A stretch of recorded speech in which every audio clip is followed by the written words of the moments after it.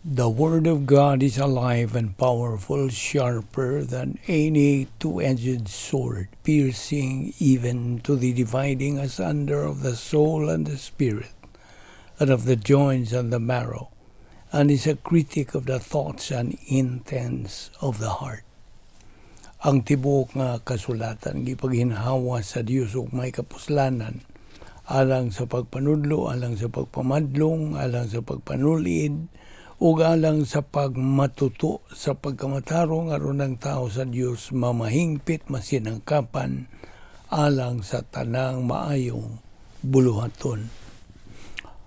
Good day everyone sa atong mga subscribers. Once again, nanianusab kita sa atong adlaw-adlaw nga pagtuon sa balang pulong sa Dios ubo sa Vic Balbido Evangelistic Ministry. Karong higayon na mao ang atong paghuman dining atong tulanan nga tabtaod na natong giduputan ang pagtulunan nga giuluhan og The Winner. Okay? So dito maglangan alang kanimo magtotoo nasayod na kung sa imong buhaton aron ikaw may balik sa imong pagkigamitan sa Dios, fellowship with God, og ikaw mapunan usab sa Espiritu Santo, andam no sa ikaw sa pagtuon sa pulong sa Dios. Apan alang kanimo dili pa magtutuo, gamita ka na imong kabubuton sa pagtuo kang Ginoong Hesukristo ingon nga imong manluluwas. Kaya ang mga buhat kapitulo 16 bersikulo 31 na kanayon, tumuo ka kang Ginoong Hesus ug ikaw maluwas. Okay, padayon ta. Ining atong pagtuon bahin sa The Winner. So, ato nang ginaingon kanimo nga gikinahanglan nga ang pulong sa Dios nga atong gitunan, nakatunan, atong tuuhan. Aron sa ingon niya na, ang Espiritu Santo mo'y mugaling niya na, will metabolize and make it real to you, aron imo na ka na magamit sa imong adlaw-adlaw nga espirituhanong pagkinabuhi. So it is Bible doctrine nga nagatuyok-tuyok na diha sa imong panimuot, circulating in the stream of your consciousness. Now, ang una-una sa matag magtutuo God is supposed to be saturated na lukop na puno na sa huna-huna ni Kristo. 1 Corinto 2:16. Diha should be there should be inculcation. Kinahanglan na ipagsilsil gyud pinagi sa adlaw-adlaw nga pagtuon sa balaang pulong sa Dios. So adlaw-adlaw niya balik-balik hangtod nga di na gyud nimo makalimtan. Kaya mo ba nituyo sa inculcation method? It's intended to be executed sa kinabuhi sa magtutuo aron nga ang maong magtutuo di na gyud makalimot niya ng maong doktrina nga iyang gitun-an, iyang nakatunan, iyang gituuhan ug iyang nakarong gigamit sa iyang adlaw-adlaw nga pagkinabuhing espirituhanon. So, inomdumi nga ang matag magtutuo is on full-time Christian service. And we should live the supernatural way of life, moment by moment. Matagutlo, matagutling sa atong kinabuhi. Atong kinabuhi o na ang dili kasagaran nga matang sa pagkinabuhi nga mao ang the Christian way of life. So, what we mean here is the unique, dili kasagaran nga espirituhanong pagkinabuhi. Itawag nato ni sa in English og life beyond gnosis. Beyond, labaw pa sa gnosis. Kay sa ato nang natunan nga mga doktrina, gnosis is academic knowledge. Unsa imong nadungog, nakatunan, nga gitudlo, nga pulong sa Dios, it only becomes gnosis doctrine academic kung wa pa nimo unsa tuohi. See, ang Yahweh ini ang mao ang imong pagtuo. So sa diha ka matuo ka, sa akong nang ginaingon, God Holy Spirit will metabolize that doctrine and make it usable na nimo sa imong espirituhanong pagkinabuhi. Aron sa imong paggamit niya na nagkinabuhi ka na sa dili kasagarang pagkinabuhi. That's life beyond gnosis. Labaw pa sa gnosis. Unsa man labaw sa gnosis? Epignosis. Epi means over and above. So, mao na ang laingan ini is the pleroma stage. Puno ka na sa doktrina. That is spiritual maturity. Okay? Diha sa Colosas 3, versikulo 24, hinumdumi kining maong versikulo. Knowing that from the Lord you will receive the reward of the inheritance. It is the Lord Christ whom you serve. Tinood, it is the Lord Jesus Christ that we fully serve. Mo'y atong gialagaran. Full gyud. Full time. Now diha sa versikulo 25, sumpay niya na, that's following the law of volitional responsibility. Ang balaod kini sa tulubagon sa kabubuton, law of volitional responsibility, gi ato ning laing nga usab nga tinuyuan sa buot. Unsa imong gipugas, mao po imong anihon. Unya bantay ini. Watch this. Make God's word real in your life. Himo ang tinuod na gyud. Apan di man gyud kay ikaw mo himong tinuod niya na. It is God the Holy Spirit. Pinagi sa iyang teaching ministry. So, aron sa ingon niya, sa tuyo, to make Christ real to our life. You see? So, ang usa ka magtutuo, kinahanglan nga mo gamit sa Operation PTA. Numdum ka? The right place, at the right time, with the right attitude.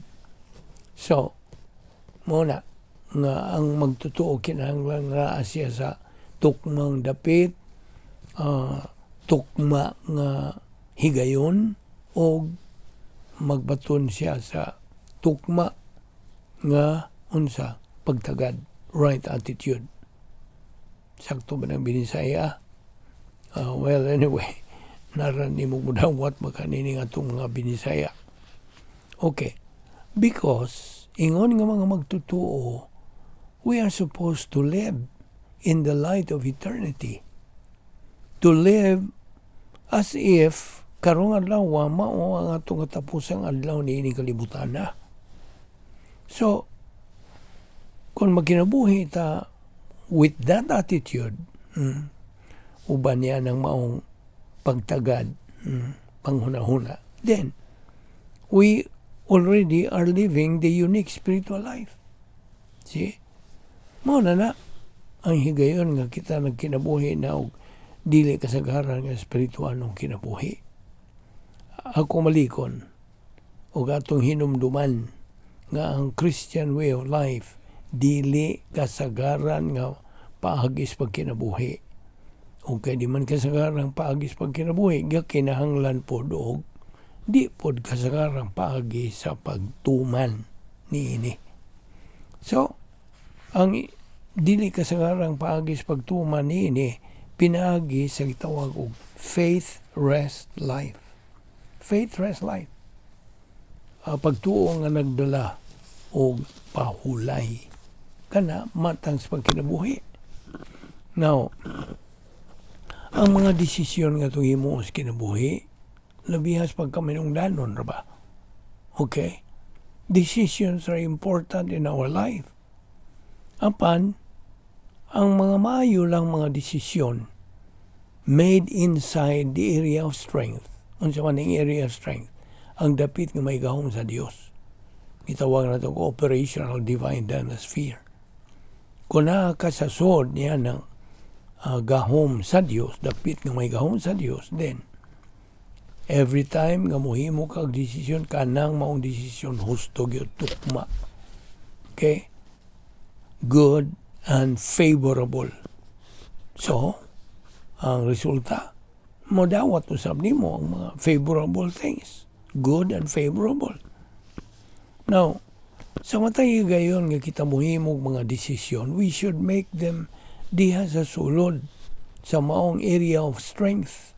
Dapit na nga na kaligon, dili na area of weakness. Di man na.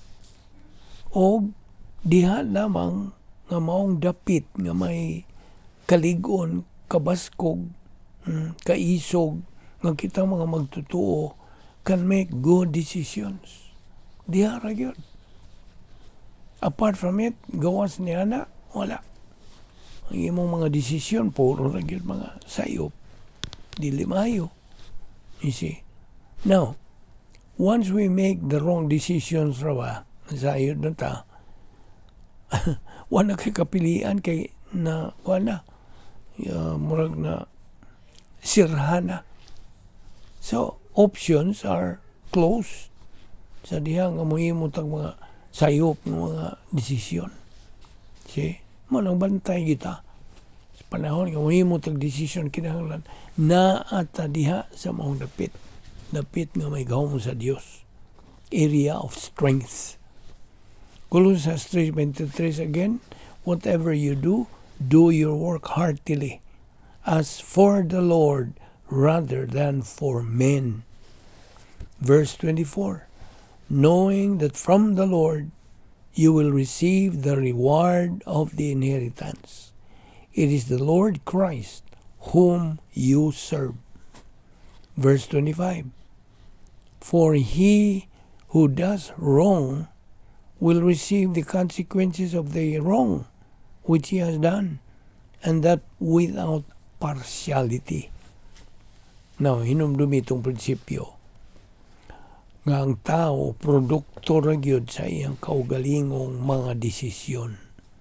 Nisi, unsa imong gipugas, mao po imong anihon. So, kana, ubos kana.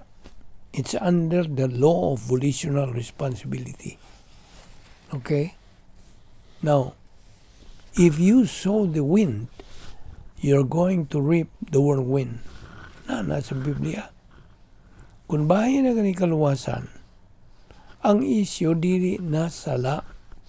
It is kinsa? Si Kristo. Di man po na. Yan akong pangutana. Unsa may imunahuna ni Kristo? What do you think of Christ? Human ka maluwas? Or sa di pa ka maluwas? Okay. Do you believe Him? And the saving work He has done at the cross? Mao gyud na ang isyu sa kaluwasan nga imong tubagon. Unsa may imunahuna? Musalig ka ba sa imong mga mayong binuhatan? Inay ang binuhatan ni Ginoong Kristo sa kaluwasan dito sa cross. Mao na ang tinuuray gyud nga isyu sa kaluwasan. That's the real issue. Colossians 3:24 again, it is the Lord whom we serve. Na, He rewards those who deserve as their inheritance. That's following the law of volitional responsibility again. So, okay, atong maliko na po itong definition sa Christian way of life. It is a supernatural way of life. Ug tungod kay supernatural way of life man, kinahanglan pod ang paggamit nga supernatural way sa pagtuman ini. Isi. So, hinumduman na ito kanunay. Nga niining kalibutan na dunalay duha ka matang mga tao. Mga magtotoo o mga dili magtotoo. O doon na po'y mga duha ka klase mga magtotoo. Losers o winners. Ano isip? Pangutan na ito itong kaugalingon. Samantama, isakop ni ini. ng mga grupo. O napagyoy duha ka matang sa mga dili magtotoo. Two kinds of unbelievers. Na mga legalistic, mga relihiyoso, ascetic, fanatic, nga na po'y mga lascivious. Ikaduha ng bahin, kalang matang. Lascivious, obnoxious, criminals, bad people. Itawag na sa katiling bad people. Okay? Mga talamayon, mga badungon. So, muna, ang pikas po niya, daing klase, mga legalista, mga relihiyoso, okay? Ascetic, fanatic. So, pili po ka asa ka hisakop niya na. So, Colossus 3:25, mao ni gitawag nato og balaod sa tulubagon sa kabubuton. Law of volitional responsibility. Kaya binimo, kinahanglan nga atong pangitaon kadtong dili nato makita. We have to seek those we cannot see. Kay mo na ang dayo na, they are eternal. Dili tong mga butang nga atong makita, kay kini sila mga temporal. Lumalabay lang. So, it is a matter of faith. Now, what did Hebrews 11 say? Ano sa magisulti? Faith is the substance of things hoped for and the evidence of things not seen. Now, di po sa Roma 10:17, I hope na memorize na nimo, faith comes from hearing and hearing by the word of God. So, balik ta sa Colossus 3:25, that's the law of volitional responsibility.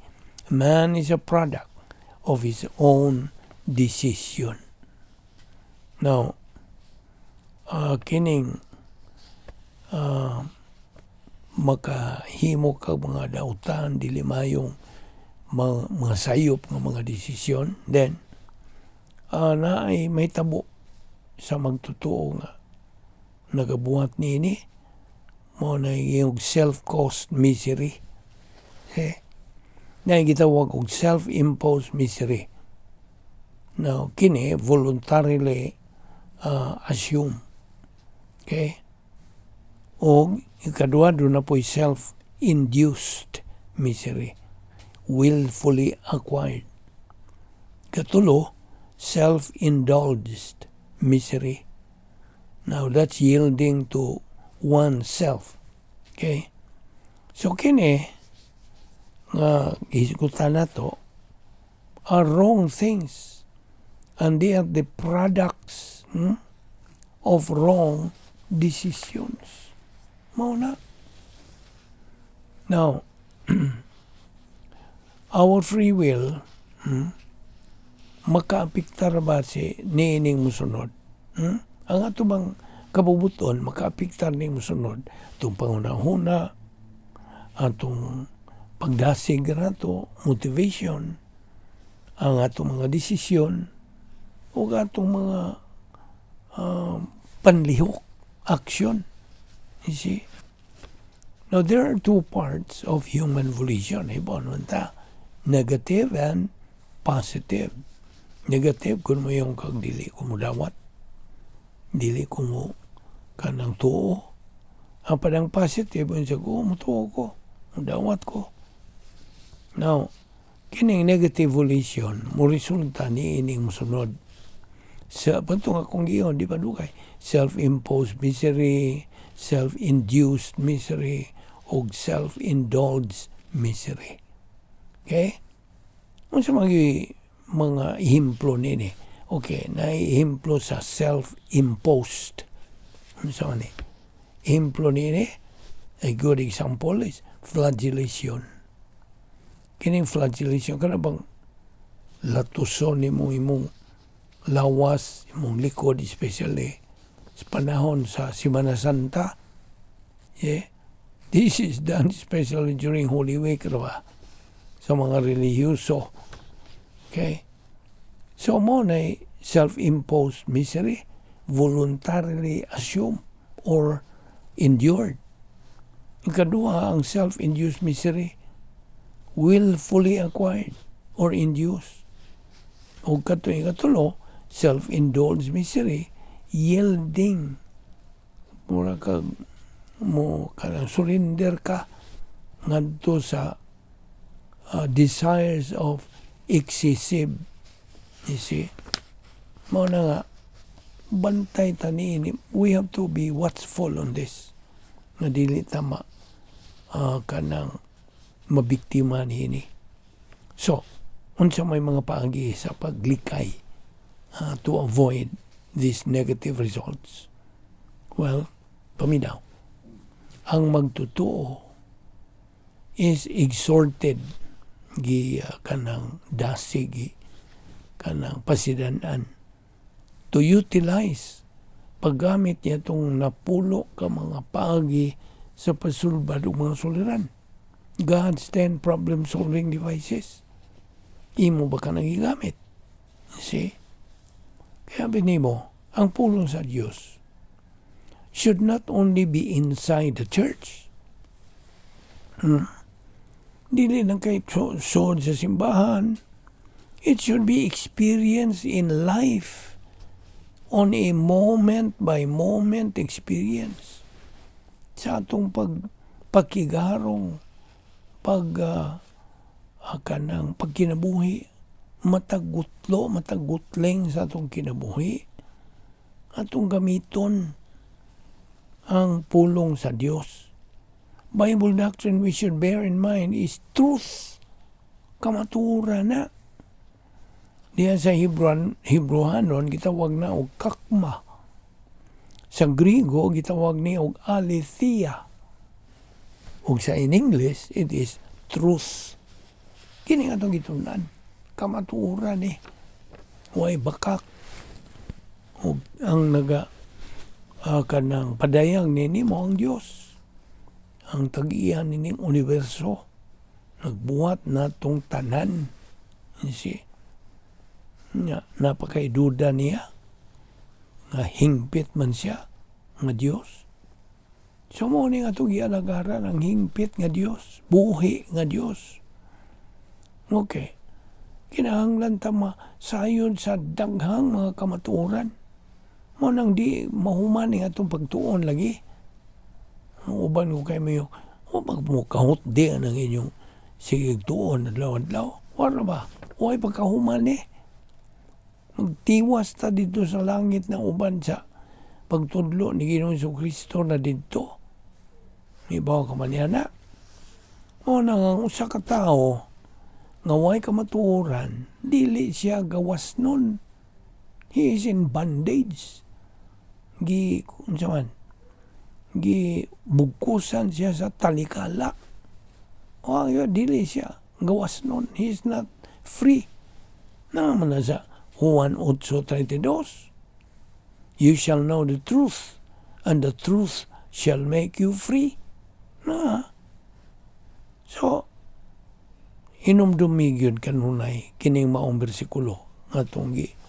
At matagkaroon ko niya, Colosas 3:25. Man, we reap what we sow. Atong maani kung sa atong gipugas. Produkto kita sa atong kaugalingong desisyon. Mao ni mga prinsipyo nga atong barugan. O di ni mo man. Kini nga atong pagtuon ni ining the winner. I hope nakakatuon kang pipila ka mga pagtulunan nga imo magamit sa imong pagpadayon sa pagkinabuhi nga espirituhanon. Aron kita makakabot kayo din ang atong tumong to be winners in life. Kaysa diha nga kita makatungtong na diha sa ang espirituhanong paghamtong din. Natin tayo capacity, katakos sa pagkinabuhi. Katakos nga magadawat nata sa mga panlangin sa Dios katakos nga kita makahingugma, katakos sa pagkinabuhi, katakos sa unsa paghimaya sa Dios. Although dili kita ang makahimaya, ang Dios ra ang makahimaya sa Dios. Pinagi sa atong binuhatan nga espirituhanon. Atong pagkabot sa espirituhanong paghamtong, diha mahimaya ang Dios. So I hope imo kining nasilsil diha sa imong alimpatakan, sa imong kalag, kay kining mga butang nga atong ipangisutan, mao lamang ang atong mabaon, mada, inigbiya na to ining kalibutan na. Amahan na mong langit nun, salamat. Nining matamis nga gayon sa among pagpagkikambitay kanimog sa imong mga pulong. Pinagi sa Balbido Evangelistic Ministry. Gamita lamang kining maong ministry in a mighty way ug sumala sa imong kabubuton. Salamat. Nini nga mga adlaw-adlaw nga pagtuon sa imong pulong. Dada kami pagwalik ugma. Dinhi nining among pagtuon. Aron kami makapadayon kayo sa pagsibog sa unahan. Advance in our spiritual life. All this we ask in the name of the King of Kings and Lord of Lords, nga si Ginoong Jesucristo. Amen.